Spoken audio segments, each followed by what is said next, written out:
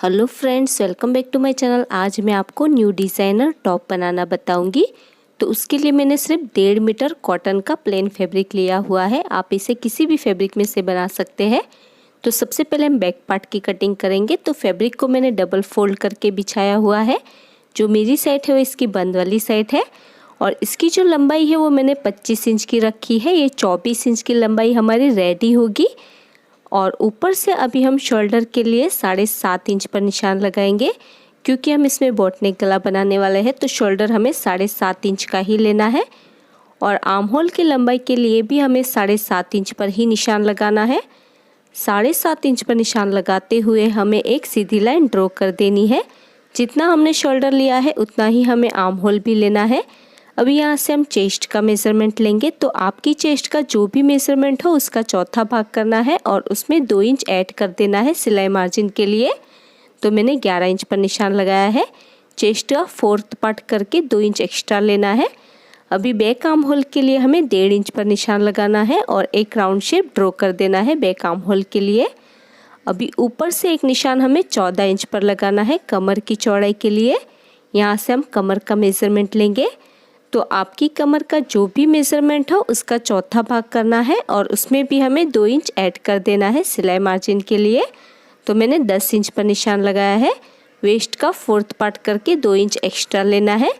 अभी नीचे से हमें हिप की चौड़ाई का चौथा भाग करना है और उसमें भी हमें 2 इंच ऐड कर देना है सिलाई मार्जिन के लिए। तो मैंने 11.5 इंच पर निशान लगाया है। अभी दोनों निशानों को मिलाते हुए हमें साइड से भी लाइन ड्रॉ कर देनी है। अभी गले की चौड़ाई के लिए हमें 4 इंच पर निशान लगाना है। क्योंकि हम बोटनेक गला बनाने वाले हैं तो गले की चौड़ाई 4 इंच की लेनी है और पीछे की गले की लंबाई के लिए हमें 2.5 इंच पर निशान लगाना है और इसमें हमें बोटनेक शेप ड्रॉ कर देना है बैक नेक के लिए। अभी हमें इसकी कटिंग कर देनी है। तो जैसे हमने ड्रॉ किया है बिल्कुल वैसे ही हमें इसकी कटिंग कर देनी है। तो देखिए इस तरह से मैंने कटिंग कर दी है। अभी हम फ्रंट पार्ट की कटिंग करेंगे। तो फैब्रिक को मैंने डबल फोल्ड करके बिछाया हुआ है। जो मेरी साइड है वो बंद वाली साइड है और जो ऊपर की साइड है वो इसकी खुली हुई साइड है। अभी सबसे पहले जहाँ पर बंद वाली साइड है वहाँ पर हमें 1 इंच पर निशान लगाना है ऊपर से लेकर नीचे तक और एक सीधी लाइन ड्रॉ कर देनी है। इस तरह से 1 इंच फैब्रिक हमें एक्स्ट्रा लेना है। अभी जो हमने लाइन ड्रॉ की है उसके आगे हमें बैक वाला पार्ट रख देना है और गले की चौड़ाई पर एक निशान लगा देंगे। बाकी एज इट इज़ हमें इसे नीचे तक ऐसे ही ड्रॉ कर देना है। इसका आर्म होल भी और साइड से भी ऐसे ही ड्रॉ कर लेंगे। अभी हम बैक वाला पार्ट हटा देंगे और आगे की गले की लंबाई के लिए निशान लगाएंगे। तो आगे की गले की लंबाई के लिए हमें 3.5 इंच पर निशान लगाना है, क्योंकि नीचे से हम 2 इंच का कट भी रखने वाले हैं और इस तरह से हमें बोटनेक शेप ड्रॉ कर देना है 3.5 इंच पर निशान लगाते हुए। अभी हमें इसकी कटिंग कर देनी है और कटिंग करने के बाद जहाँ पर हमारा आर्म होल है वहाँ पर आधा इंच अंदर की तरफ एक निशान लगाते हुए लाइन ड्रॉ कर लेनी है। इसमें हम फ्रंट का आर्म होल कट कर लेंगे। इस तरह से आधा इंच पर अंदर की तरफ निशान लगाते हुए हमें फ्रंट का आर्म होल भी कट कर लेना है। तो देखिए इस तरह से मैंने कटिंग कर ली है। अभी इसके बिल्कुल सेंटर में भी हमें एक कट लगा देना है ऊपर से लेकर नीचे तक। तो देखिए मैंने कट लगा दिया है और ये 2 पार्ट है हमारे फ्रंट पार्ट के लिए। अभी हम स्लीव की कटिंग करेंगे। तो इसमें मैं पफ स्लीव बनाने वाली हूँ। तो फैब्रिक को मैंने 4 फोल्ड करके बिछाया हुआ है। जो मेरी साइड है वो इसकी बंद वाली साइड है और जो ऊपर की साइड है वो इसकी खुली हुई साइड है। अभी देखिए स्लीव की जो लंबाई हमें 6 इंच की रखनी है, तो उसमें हमें 5 इंच फैब्रिक एक्स्ट्रा लेना होता है पफ स्लीव बनाने के लिए। और ऊपर से जो इसकी चौड़ाई है वो मैंने 10 इंच की रखी है। अभी जहाँ पर खुली हुई साइड है वहाँ पर ऊपर से लेकर हमें 8 इंच पर एक निशान लगाना है। ये निशान हम सभी साइज के लिए 8 इंच पर ही लगाते हैं। अभी जहाँ पर इसका कोना है तो जहाँ तक हमने निशान ड्रॉ किया है वहाँ तक इस तरह से हमें राउंड शेप ड्रॉ कर लेना है। अभी नीचे से मेरी स्लीव की चौड़ाई 5 इंच की है तो 2 इंच हमें एक्स्ट्रा लेना है सिलाई मार्जिन के लिए। तो मैंने 7 इंच पर निशान लगाया है। अभी साइड से भी हम लाइन ड्रॉ कर देंगे। देखिए इस तरह से लाइन ड्रॉ करते हुए हमें इसकी कटिंग कर देनी है। इसमें मैं छोटी पफ स्लीव बनाने वाली हूँ। तो देखिए इस तरह से मैंने कटिंग कर ली है और ये हमारी 2 स्लीव है। तो चलिए अब बढ़ते स्टिचिंग की तरफ। तो फ्रंट के ये जो दोनों पार्ट्स हमने कट किए हैं उसे हमें इस तरह से एक दूसरे के ऊपर रखना है सीधी ही साइड से। उसके बाद जो हमने एक इंच तक लाइन ड्रॉ की है वहाँ पर हमें सिलाई लगानी है। तो पहले ऊपर से हमें 2 इंच पर एक निशान लगा देना है। तो 2 इंच छोड़ते हुए हमें नीचे इसमें सिलाई लगानी है, ऊपर से हमें इसमें सिलाई नहीं लगानी है। 2 इंच का हम इसमें कट रखने वाले हैं, तो ऊपर से 2 इंच हमें छोड़ देना है। उसके बाद जो हमने 1 इंच पर निशान लगाया है वहीं से हमें सिलाई को लगाना है। तो देखिए इस तरह से मैंने सिलाई लगा दी है और ऊपर मैंने इसमें सिलाई नहीं लगाई हुई है।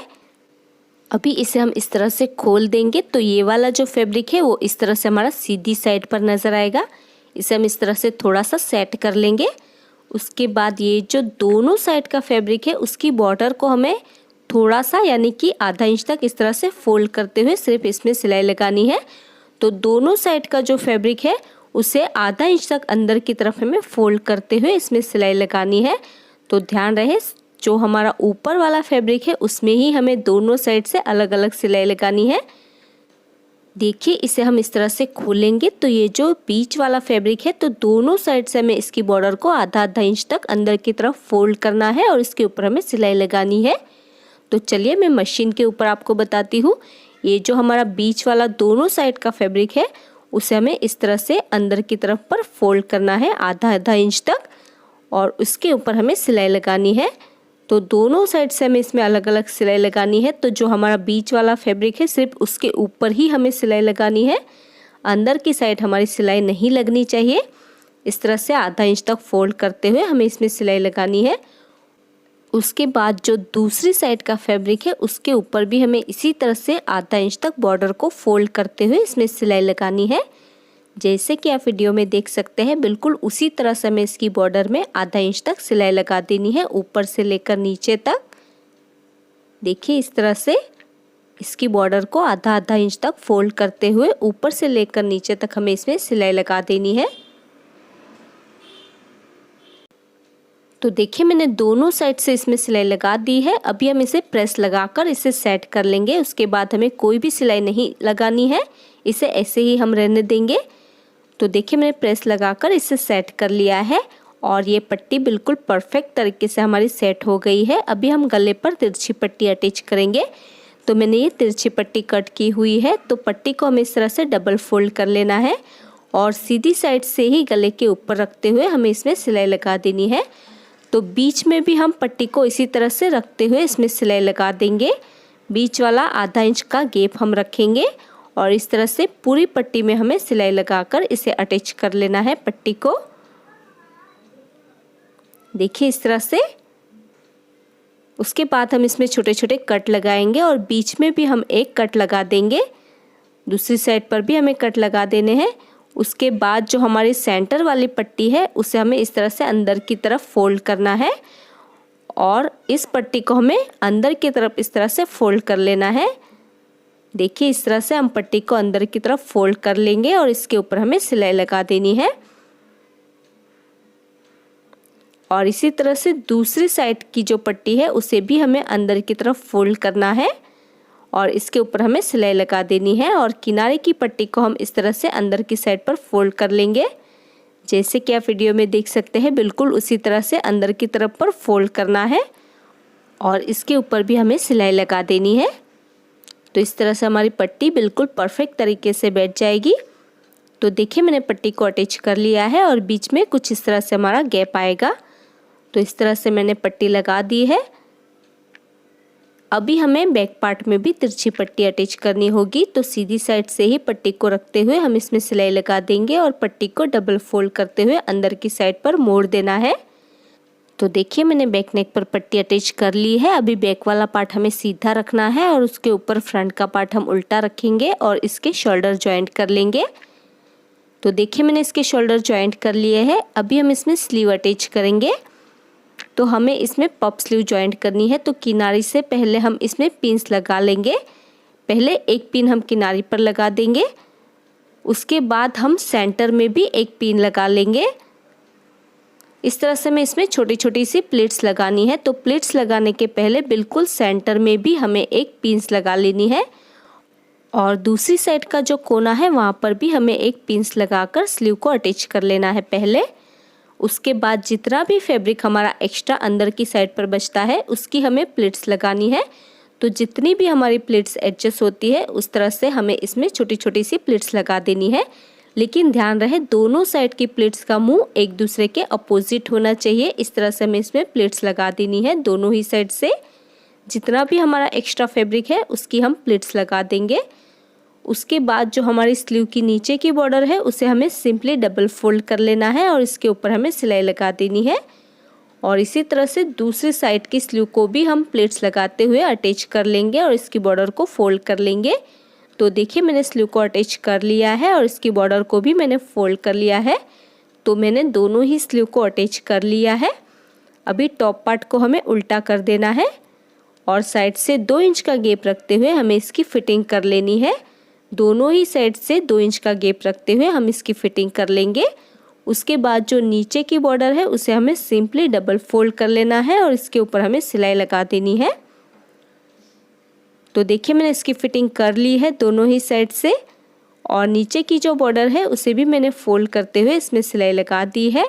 और इसी के साथ ही हमारा न्यू डिज़ाइनर टॉप बनकर रेडी हो चुका है और ये है इसका final look. So friends, I hope आपको आज का ट्यूटोरियल पसंद आया होगा। अगर आपको आज का वीडियो पसंद आया तो इसे लाइक और शेयर ज़रूर कर देना। और अगर अभी तक आपने हमारी चैनल को सब्सक्राइब नहीं किया है तो प्लीज़ इसे सब्सक्राइब कर लीजिए और साथ में उस बेल आइकन को प्रेस करना मत भूलिएगा ताकि आपको हमारी आने वाली वीडियो की नोटिफिकेशन सबसे पहले मिल सके। मेरा ये वीडियो देखने के लिए thank you so much guys.